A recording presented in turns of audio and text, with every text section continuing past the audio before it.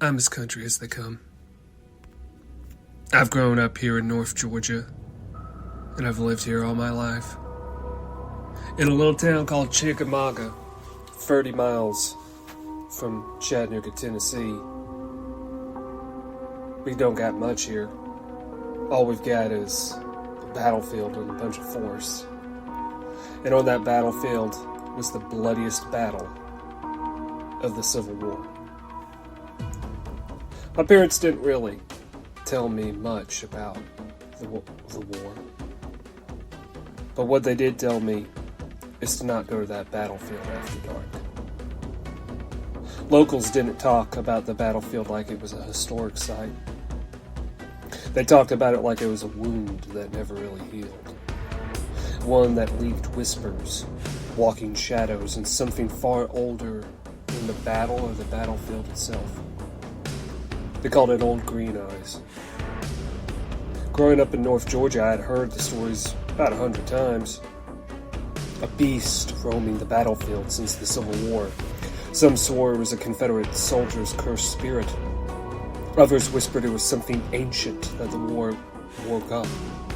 Something that watched men bleed and decided it liked the taste of fear. Most kids just rolled their eyes. I didn't. Especially not after the night we went looking for. It started out as a dare. My friend Brandon had just gotten his license, and we decided that instantly made him invincible. We piled up into his beat-up Toyota around midnight, me, Brandon, and his girlfriend Casey, and my cousin Dylan. The roads towards Chickamauga twisted through pitch-black woods, the headlights cutting tunnels through the dark. Y'all ever notice that the woods out here feel quiet in a wrong way? Casey whispered. She was right. No crickets, no frogs, just a stillness. Like the forest was holding its breath. We pulled into one of the battlefield lots. The monuments stood like pale ghosts in the moonlight. Cannon wheels curved against the skies like broken ribs. Fog crept low along the ground, but there wasn't any water nearby. It shouldn't have been there. Perfect horror movie setting, Dylan laughed, but it sounded forced. We killed the engine, and the silence swallowed us. We walked the trail with our phones out for light. The wind stirred the grass, carrying a faint smell of iron, and something sour and old. Somewhere far off, it almost sounded like distant marching, like boots on cobble. But when we stopped, there was silence again. Then we first saw the shadow. It moved between the monuments ahead of us, big and fast, and all types of wrong. Too tall to be a deer, too smooth to be a person, like something gliding. Brandon raised his voice like an idiot. Hey, who's out there? No answer. Just something shifting in the fog. The air grew colder, my breath fogged. Casey's hand clutched my sleeve. Let's go back, she whispered. That's when we heard it. A low, rumbling growl that vibrated the ground. Not from any sort of creature we could explain. It was something deep, something angry. We started backing up slow. The fog parted, and then we saw them. Neon green eyes, growing like burning coals. They stared at us from the darkness, too high to be an animal, too spread apart to be human. They narrowed and focused and chose us. Don't run, Dylan whispered. So of course Brandon ran first. We bolted crashing for the brush, panting and stumbling towards the car.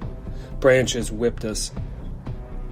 Something heavy moved beside us, not behind us, but beside us, like it was hurting us, like we were its prey.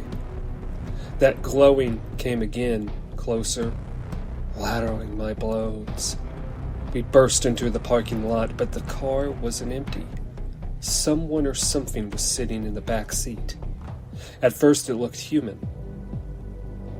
A soldier's uniform, torn, dark black blood, head bowed, long black hair matted to its shoulders. "Sir, are you hurt?" Brandon shouted. The figure lifted its head. Half of its face stared back, the other half wasn't there.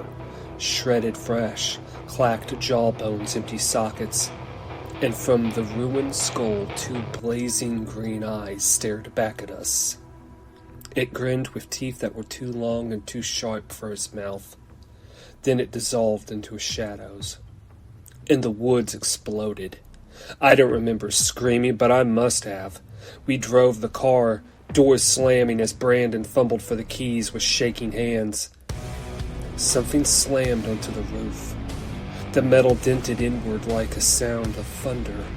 Casey shrieked as claws raked the back of the window, leaving gouges in the glass without breaking it.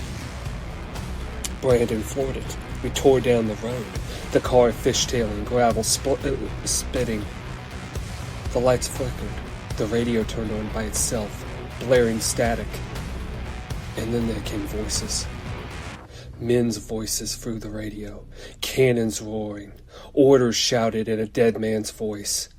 We were driving through a war that wasn't there anymore. Something ran alongside the car. Green eyes flashed in the tree line, keeping pace effortlessly. Then it lunged.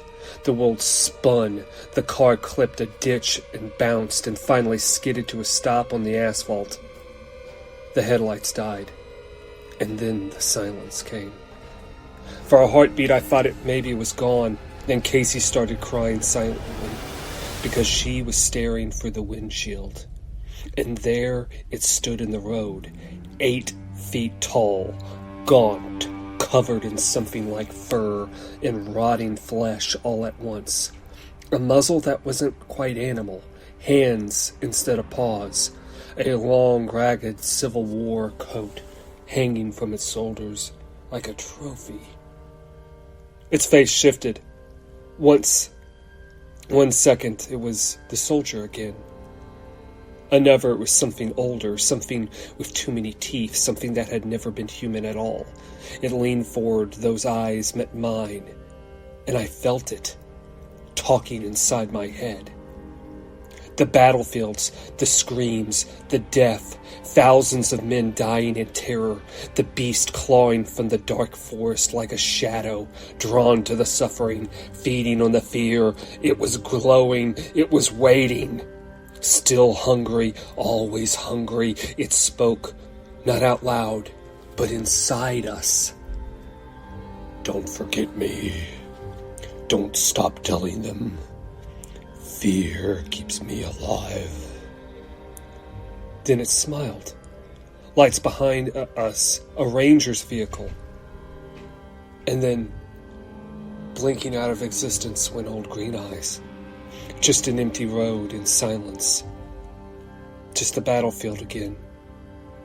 The ranger made us file a report, but didn't look surprised. He just warned us to stay out after dark. And as he walked back to his car, he paused and said quietly, "Some things here never died." He didn't look back. We left. But I still see those eyes sometimes, when the room is dark enough, when the night is too quiet, when the memory slips back to the battlefield.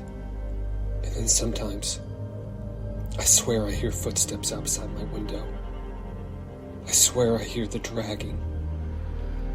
I swear I hear it, because old Green Eyes doesn't want to be forgotten, and I promise I want it.